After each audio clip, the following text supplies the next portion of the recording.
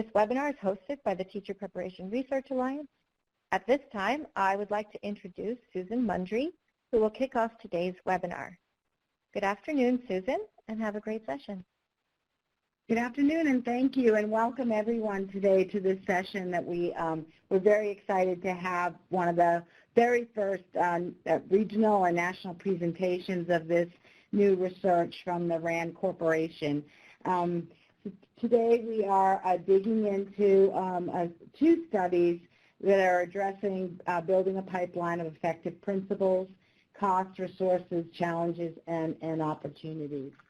Today's presentation, as you heard in our introduction, is being sponsored by the Regional Education Laboratory, Northeast Islands, which is one of 10 federally funded centers charged with conducting applied research and analytic technical assistance to really increase the use of research and evidence-based practice in education. And we hold these events periodically to bring to you some of the newest and interesting research. Today's agenda will primarily dig into the findings from two new studies from the RAND Corporation. The first that we will dig into, the principal pipeline, looking at the feasibility and effectiveness of building a principal pipeline and hearing the findings from that research.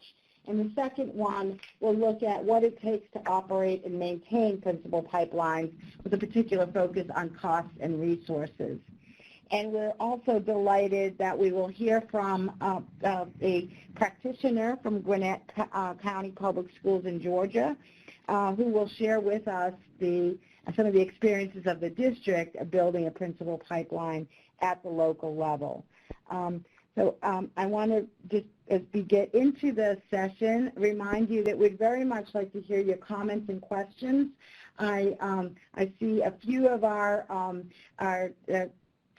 core planning group members from the Regional Education Laboratories Teacher Preparation Alliance, and I welcome you.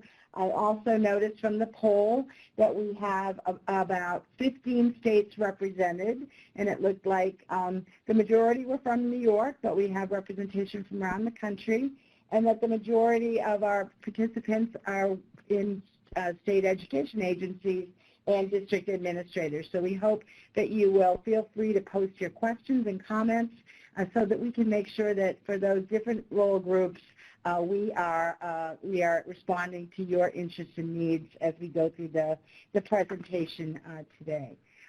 Again, today's event is sponsored by the Regional Education Laboratories Teacher Preparation Research Alliance. This is an alliance that brings together state education agency leaders in the Northeast states, along with teacher preparation program, faculty and representatives of school districts who are all engaged in issues of teacher preparation. Our goals have been to increase access and to use research and data to enhance and improve teacher preparation and conduct research to understand teacher preparation program experience, outcomes, and workforce patterns.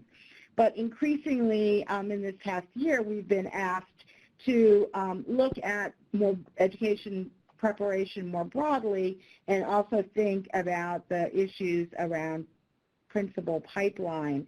More and more states and districts are looking to learn how to best grow effective principal pipelines and to meet their needs. And so that is the reason why we're hosting this session today. I wanted the leadership for the Teacher Preparation Research Alliance, in addition to myself, is Dr. Karen Shackman, who's with us here today, and together we organize and lead this alliance. And if you'd like more information, please do let us know.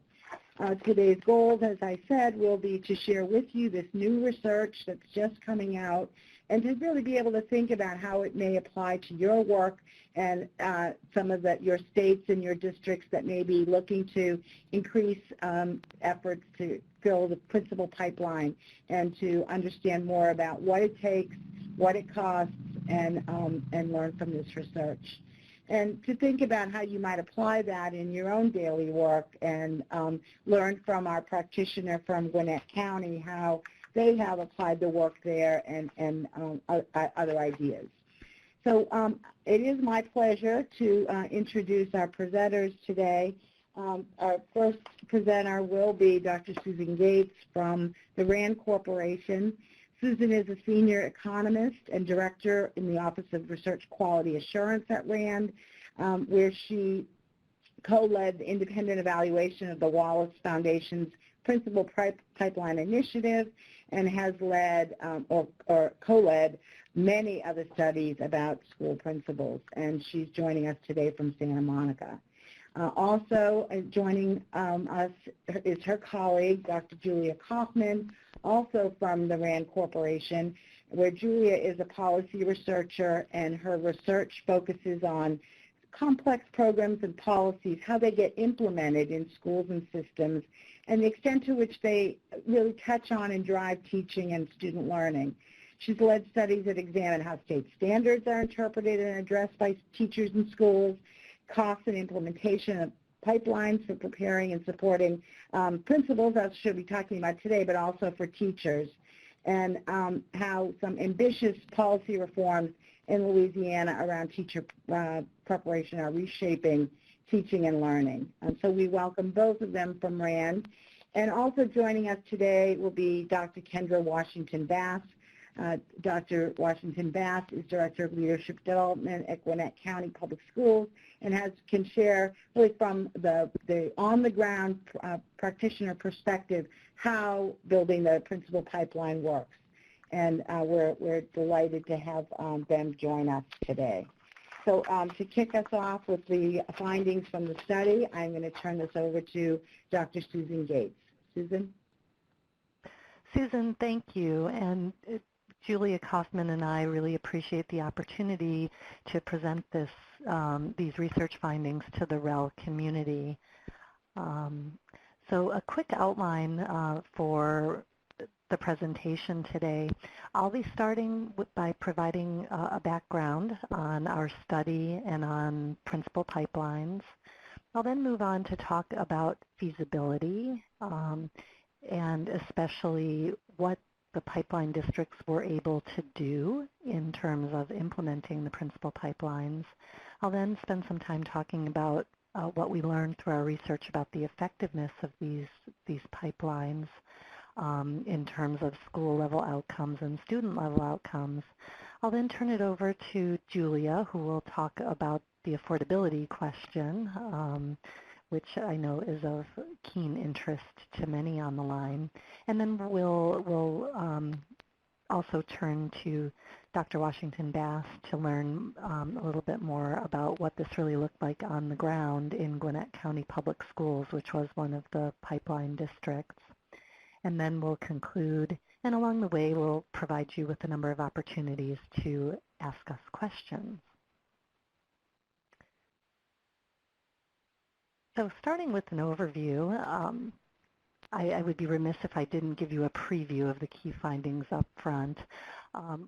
We released a research study just about a month ago providing the final evaluation findings of the Principal Pipeline Initiative. And what this research revealed is that principal pipelines are feasible. All 6 of the large urban districts that were part of the pipeline initiative were able to implement comprehensive pipelines in ways that made sense for their specific context. But even more importantly, we found that principal pipelines are effective. Schools in the pipeline districts with new principals outperformed comparison schools in both math and reading. In addition, we found positive effects on principal retention. And then finally, this work was affordable. On average, we found that the pipeline districts spent less than 0.5% of their district budgets on principal pipelines. And in the 6 districts we were studying, that amounted to approximately $42 per student per year in order to both operate and enhance their principal pipelines. So with that as a way to whet your appetite for what's to come, I wanted to provide some information about the Principal Pipeline Initiative. So the Principal Pipeline Initiative, which I'll sometimes refer to as PPI, was launched by the Wallace Foundation in 2011. And by 2011, there was a pretty solid base of research showing that principals matter, associating characteristics of principals with positive outcomes for schools, for students, and there was general agreement that principals were a potentially important lever for school improvement. There was also research indicating the characteristics of an effective principal, as well as better ways to prepare and train school leaders.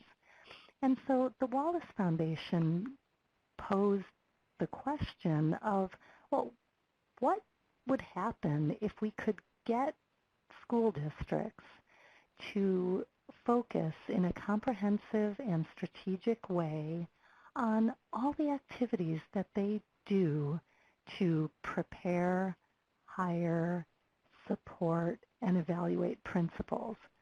If we could get districts to do that, would it make a difference for children and for schools, especially the least advantaged ones?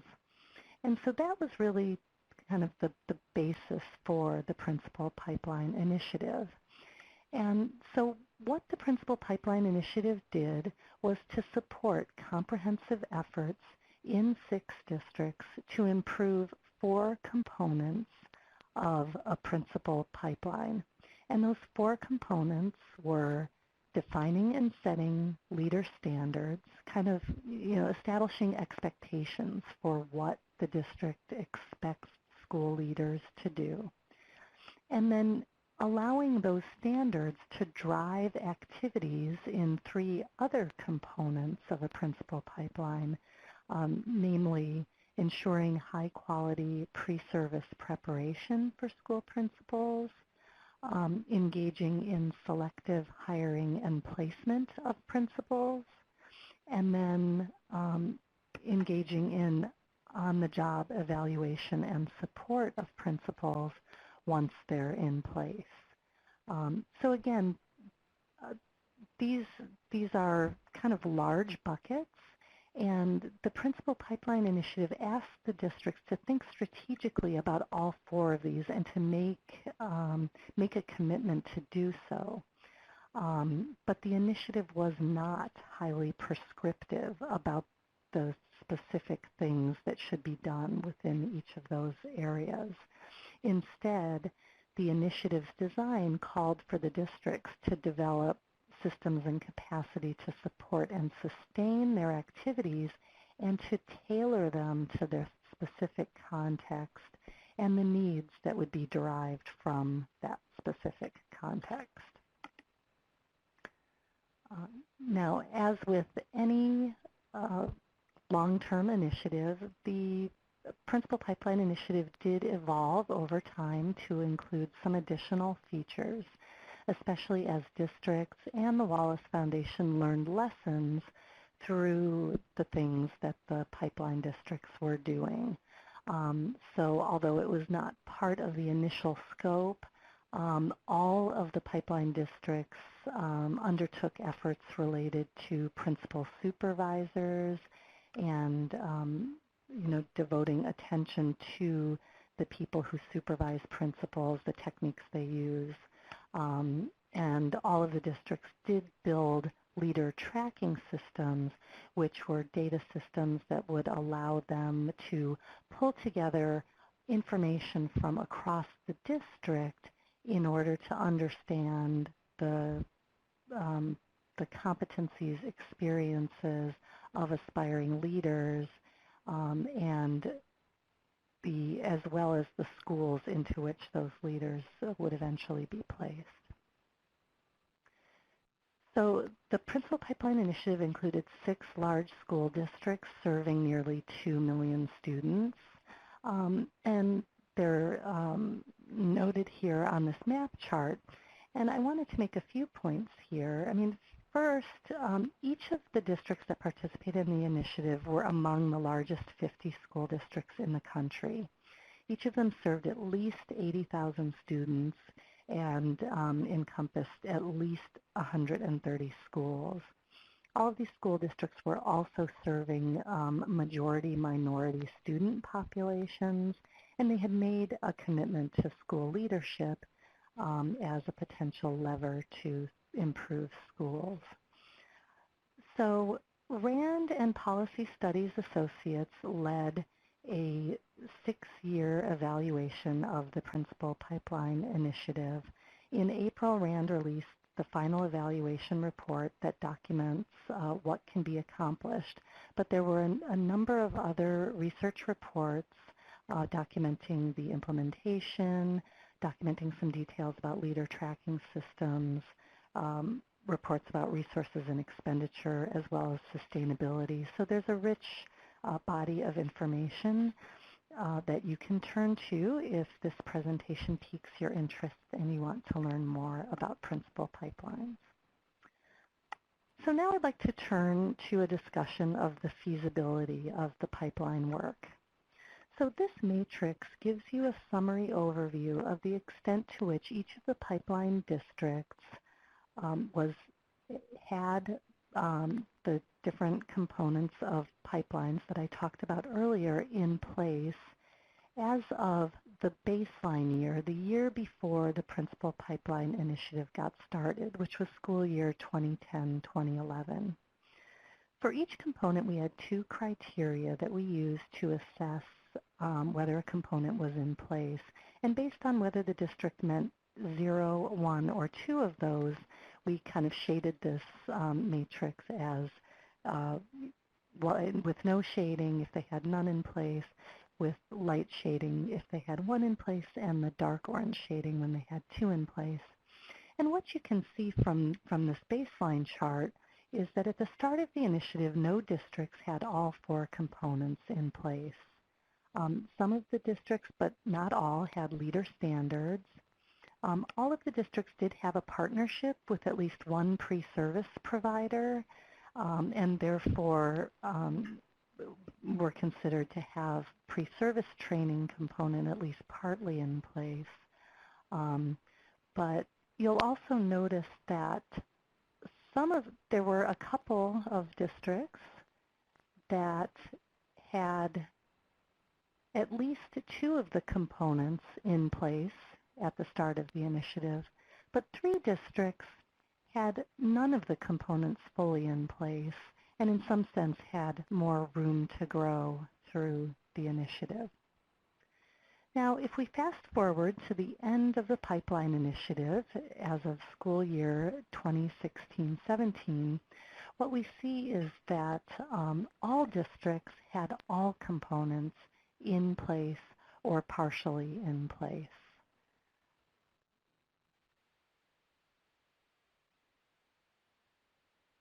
So, and I know that Dr. Washington-Bass will be able to talk in more rich detail about what it meant to have things in place. And I wanted to use my time to talk with you about what we learned through our evaluation about the effectiveness of Principal Pipelines.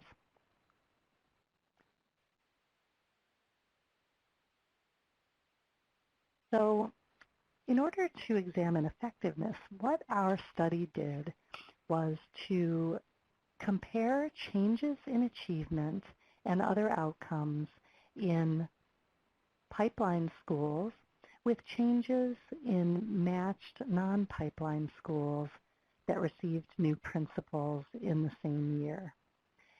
And when we talk about effects of the initiative, a positive effect means that the change in outcomes between relevant time points was more favorable in PPI district schools than in similar schools in non-PPI districts. Now, this could be because of larger growth or smaller declines in achievement. Now, you might wonder what a PPI school is, or what were we thinking about or looking at when we were examining effects. To identify schools that were PPI schools or treated schools, we looked for schools that were in the pipeline districts and schools in which a new principal was placed after the pipeline districts started implementing the initiative. So as a practical matter, what this meant is that we were looking at schools that got a new principal in school year 2012-13 through school year 2015-16. And it's important to note that even though we start picking up schools and considering them treated as of school year 2012-2013, the pipeline districts were still heavily engaged in their implementation work at that point. And in no sense would we say that the pipeline was fully implemented by that point, but we would expect to start seeing some effects with principals who were placed at that point. Our analysis did pool information about these treated schools across years. So then we also had to think about what we were going to compare the outcomes in the pipeline schools against. And what we did is we used statewide data to identify schools in non-pipeline districts that were similar to treated pipeline schools in that they received a new principal in the same school year. They were of the same school type in terms of the grade level of students served, and then also had similar characteristics at baseline with respect to the outcome of interest, such as student achievement as well as student demographics. So we did our best to select comparisons from outside the pipeline districts that were as similar as possible to the pipeline schools that we considered treated. Now this chart summarizes our key overall findings averaged across all districts. The measure we use to describe effects of the pipeline initiative is percentile points. We measured effects 2 years and then 3 or more years after the placement of a new principal. And so what this chart reflects is our findings for both reading and math after 2 years and after 3 or more years. And what we found is a positive effect of the pipeline initiative in both math and reading after 2 years and after 3 or more years. And if we focus in particular on this reading effect after 3 or more years of 6.2 percentile points, what that means is that if you took a pipeline school and a non-pipeline school, both of which were at the median or 50th percentile of the state achievement distribution during the baseline year, then 3 years after those, and each of these schools would have gotten a new principal, then 3 years after that new principal was placed, the pipeline school would now be at the 56th percentile of the state achievement distribution, while the non-pipeline school would still be at the 50th percentile or the median of the distribution. Now, the effects that we found on achievement are statistically significant. They're also meaningful, they were widespread, and relatively unusual in the literature. We are not aware of any other comprehensive district-wide intervention for which there is evidence of positive effects on achievement of this magnitude. And as I'll illustrate in the slides to come, we found statistically significant positive effects of the pipeline initiative in schools of different grade levels, in 5 of the 6 districts for reading achievement, in 3 of the 6 districts for math achievement, and for schools with baseline achievement in the lowest quartile of the achievement distribution. So these effects were really widespread. Although I won't show a chart, we also did find that these effects showed up even for the earliest cohorts of those PPI schools, so those that received a newly placed principal in school year 2012-2013, as I was discussing earlier. Okay. In this chart, we present findings for schools serving different grade levels. The blue bars reflect our effects estimates for elementary schools in math and in reading. The orange bars reflect our findings for middle schools, and then the green bars reflect our findings for high schools. The filled bars reflect effects estimates that are statistically significantly different from zero, and the hollow bars reflect estimates that are not statistically significantly different from zero. And what's notable here is that we did find statistically significant positive effects on student achievement in elementary and middle schools. Many of the educational initiatives that find effects on student achievement tend to find those effects in elementary schools only. And although we don't overly emphasize this, we do find some evidence of a positive effect in high schools in reading.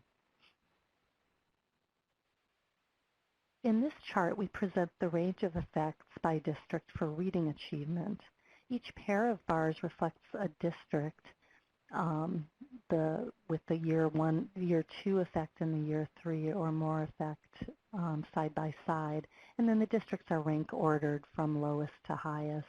And what this chart shows is that the effects of the Pipeline Initiative on reading were positive and statistically significant for 5 of the 6 districts. This chart provides a similar overview for our math findings, again rank ordered from lowest to highest. Here we find the effects of the Pipeline Initiative on math achievement were statistically significant and positive overall on average, and in 3 of the districts they were negative in 1 of the districts, and not statistically significantly different from 0 in 2.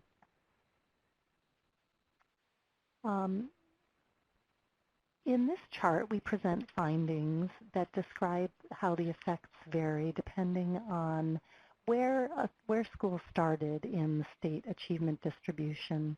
The blue bars represent effects on schools that started in the first or lowest quartile of the state achievement distribution from the 0 to 25th percentile. The yellow bars, the second quartile, the green bars, the third quartile, and the orange bars, the fourth or highest quartile. And what this shows is that the Pipeline Initiative did have positive effects for schools that started in the lowest quartile of the achievement distribution. This is important because often these are schools that can be left out of broad district-wide initiatives, but what we see here is that the effects were positive for these schools. And finally, we also did look at the implications of the Pipeline Initiative for retention, and what we found is that newly placed principals in pipeline districts were more likely to remain in their schools. Notably, for every 100 newly placed principals, the pipeline districts had nearly 6 fewer transitions or principals leaving their school after 2 years, and nearly 8 fewer such transitions after 3 years. Now, the effects, when we try to drill down and look at this in a more detailed way by district, we don't have a lot of statistical power because of the nature of this metric. And we do find that the effects on retention were mixed.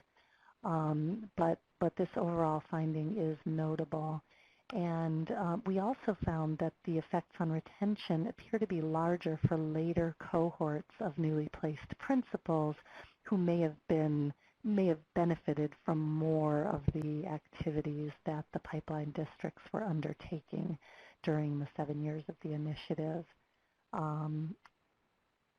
So with that, I will pause here and ask if there are any questions before we transition to a discussion about the affordability of pipeline. Thank you so much, Susan. This is Karen Shackman of the Teacher Prep Research Alliance at REL.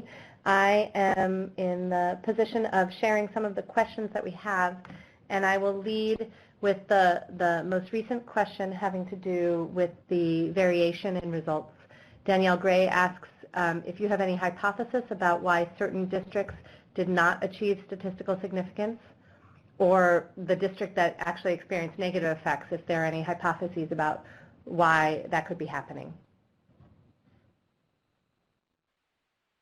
Sure. So, so the statistical significance is, in the overall analysis, we benefit from our ability to pool observations across all of the districts. So this study overall is based on observations from about 1,100 pipeline schools and then about 6,300 comparison schools, and so that's a lot of statistical power.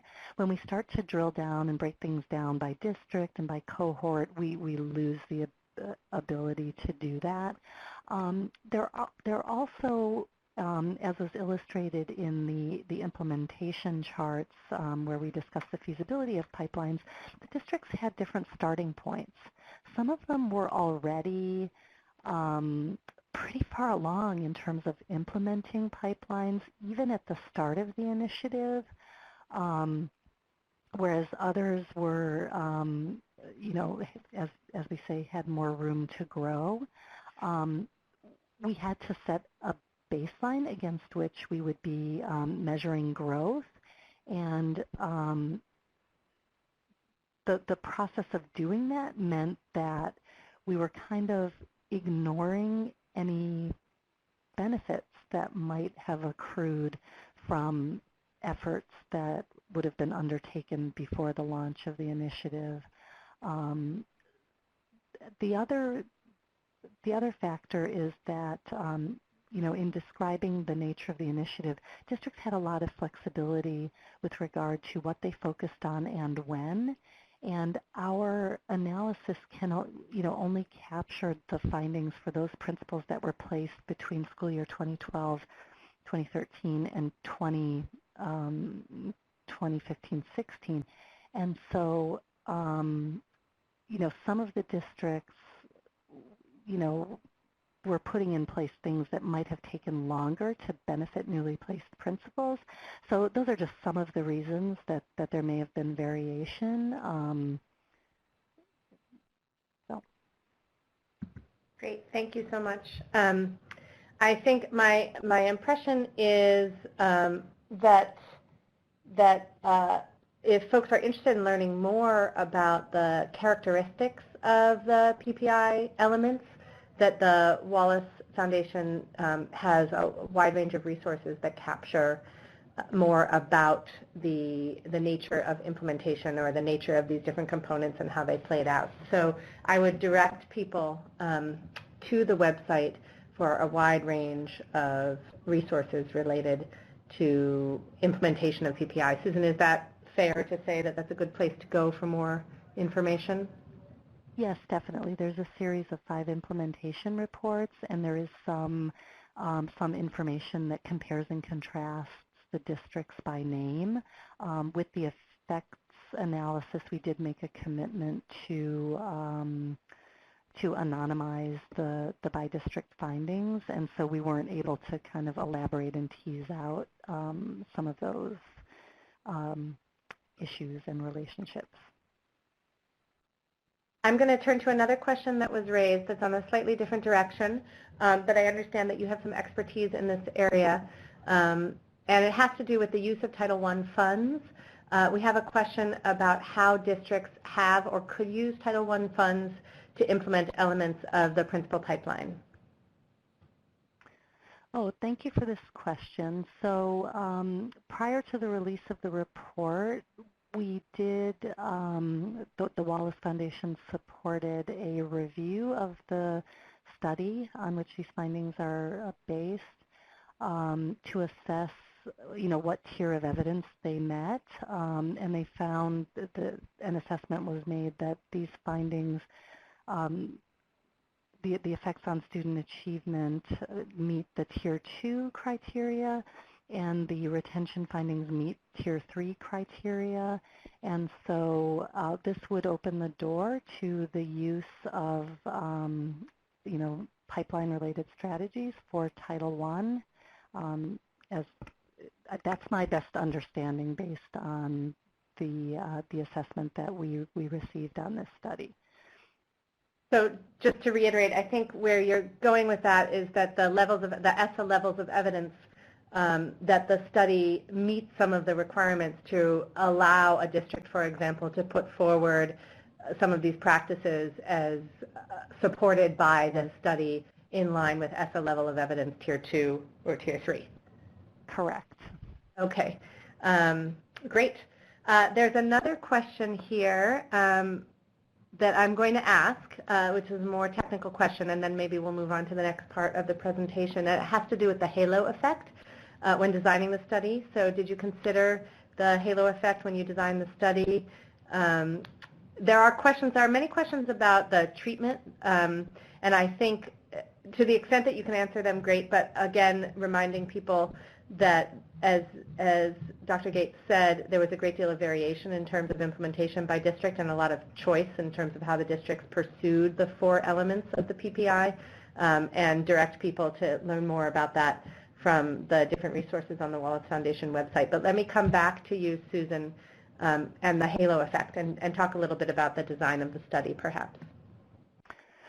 Sure, and so I'm not entirely sure what's meant by the halo effect, but I can say we definitely thought long and hard about our comparisons and about how we would distinguish treatment groups from other groups.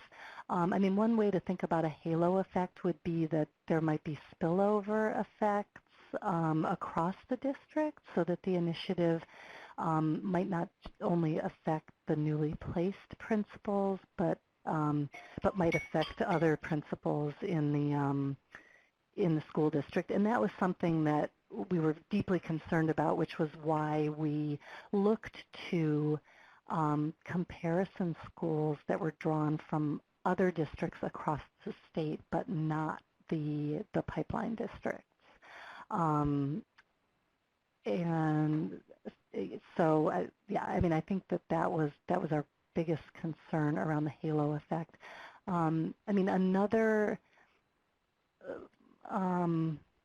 Well, I should maybe stop there since I'm not, and hope that I got to the question of the halo effect. That's great, thank you. And we can certainly ask the questioner to add additional comments in the chat as we go along to clarify questions or add new questions. I'm going to transition. I will say that there are a handful of questions about the characteristics of the PPI or the elements of principal preparation, and I'm going to hold that question, and when we get through the next part of the presentation, we'll hear a bit about that, and we can have some more questions about that, particularly as we hear from our practitioner from Gwinnett County. So let me stop there and transition to Dr. Julia Kaufman, who's going to talk about affordability of the principal pipeline. Dr. Kaufman? Okay, thanks so much. So Susan talked about this hot off the presses effects study on the impact of the principal pipelines in these 6 urban districts. And now I'm going to highlight some findings from the cost study that Susan Gates and I undertook a few years ago. Those findings were released in 2017 and highlighted a little in the report of the impact of the principal pipelines. But this cost data is particularly important to share given that the principal pipeline study found that there was this relationship with rising achievement and principal retention. So we know it's effective. So importantly, we need to ask, is it affordable? So I'm going to get into that question now. So a little bit about how we estimated the costs. So we have these 4 big components of principal pipelines that Wallace had previously defined based on the research, and Susan talked through a little bit. So we used those components to help us understand what was happening in all of the districts. All the districts undertook these components to some degree. And what we did is defined this list of what we called cost activities based on a lot of back and forth with the districts to figure out, okay, what were the core activities in which you engaged related to these components? Basically, what were the activities that had a cost because personnel spent time on them or other resources were spent on them? And so we developed this cost activity list that defines in a little bit more detail what's inside those components. For example, for leader standards, all the districts spent time developing and revising leader standards. Even if they had state leader standards on which to draw, they all thought a lot about leader standards for their context in their district. And importantly, after developing them, they thought about how to make sure that all the other components of the pipelines were aligned with leader standards. So that was an activity with a cost. For pre-service, recruitment training, selection and training, this was the place where districts thought a lot about how to prepare principals and assistant principals before they even got into the role, and how can we work with either external providers of pre-service or create our own pre-service programs that provide certification. And so that work entailed revising pre-service systems and courses, recruiting and screening candidates, often internally, and then delivering pre-service training. All the districts undertook selective hiring and placement strategies, which involved revising hiring systems, recruiting, screening, and selecting the candidates that had already gone through the pre-service training, and then interviewing and hiring principals. And then lastly, all the districts engaged in on-the-job evaluation and support.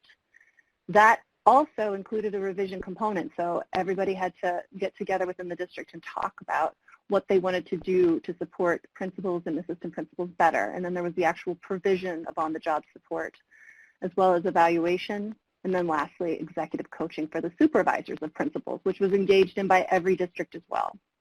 So these are the core activities, but as Susan talked about, the districts varied a lot in how they approached these. For example, some districts reached out a lot to external pre-service providers and worked to help the external providers create a training that was relevant for their context, whereas other districts worked to create robust pre-service for principals within their district. So there were a lot of different approaches here, but these were the core activities. And these are the core activities for which we estimated costs. So the big takeaway from all this work was that principal pipelines account for a very small share of total district spending. When you take into account the total district expenditures based on per pupil expenditure data, we find that the spending accounts for about, the spending for principal pipelines accounts for about 0.4% of total district expenditures, so a very tiny piece of the pie. That equates with about $5.6 million per year spent by the districts on all principal pipeline activities. That is about $31,000 per principal across the districts and $42 per pupil. Our rough estimates suggest that the PPI districts were spending something on principal pipelines before this initiative took place, and that's an important point. Every school system engages in these activities to some extent, and our estimates of cost cover those activities that districts engage in anyway. All districts have to think about hiring. All districts think about some level of professional development for principals.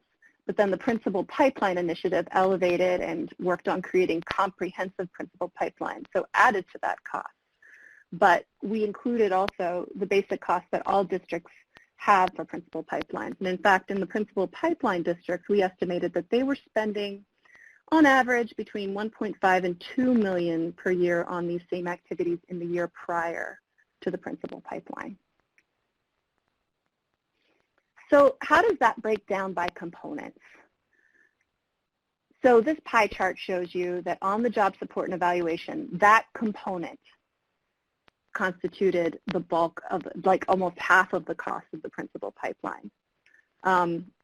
And that equated with about $2.7 million per year or $14,000 per principal.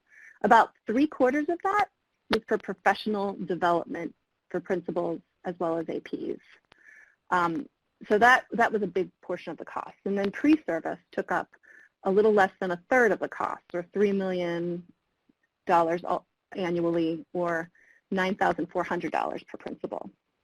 The other pieces of the pipeline also had a cost that was substantial, 10% for selective hiring and placement, as well as 11% for just the systems and capacity supporting the whole initiative.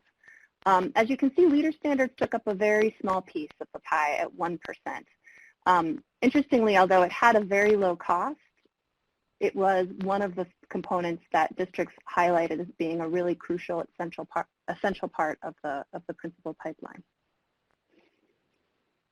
So this figure shows the same information, but in a slightly different way. It shows the per principal costs for each piece. So you can see here the purple bars show the average per principal cost each year. So leader standards at $292 per principal. The costs for that were much smaller than for pre-service preparation at $9,386 per principal. The error bars here capture the range in costs from the district with the highest cost for this component to the district with the lowest cost for this component. And when you look at that range, you can see here that pre-service in particular had a very wide range of costs. And that really captures the district's approach to pre-service preparation in very different ways. Some focused a lot, as I said, on internal pre-service preparation programs and thought a lot about residencies, which we estimated having a pretty high cost, whereas other districts worked a lot with external providers and sometimes had less costs. You can see that the other costs had a range too, but it wasn't as significant as the pre-service preparation range.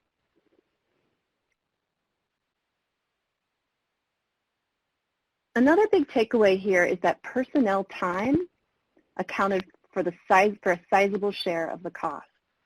And personnel time wasn't straightforward to estimate. It wasn't always captured in the funding that Wallace provided or the funding that districts drew upon, the cost of salaries. Sometimes it told you who was working directly on the pipeline, but there were lots of other people sometimes who were not readily and explicitly identified at the beginning of the initiative as being involved.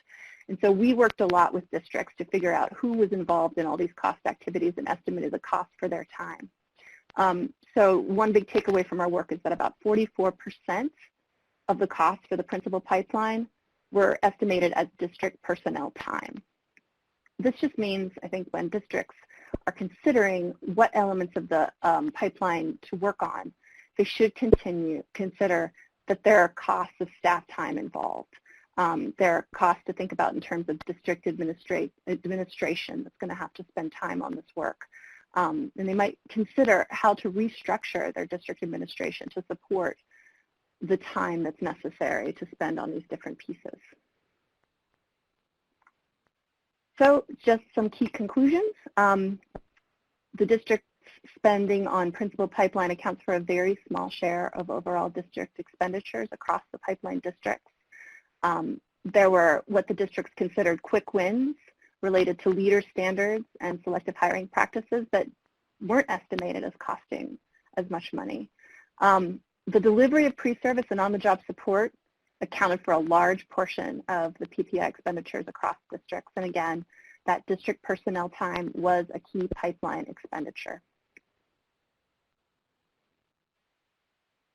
So one thing that's important to think about in relation to this work is that the costs estimated for this initiative are pretty low compared to other initiatives.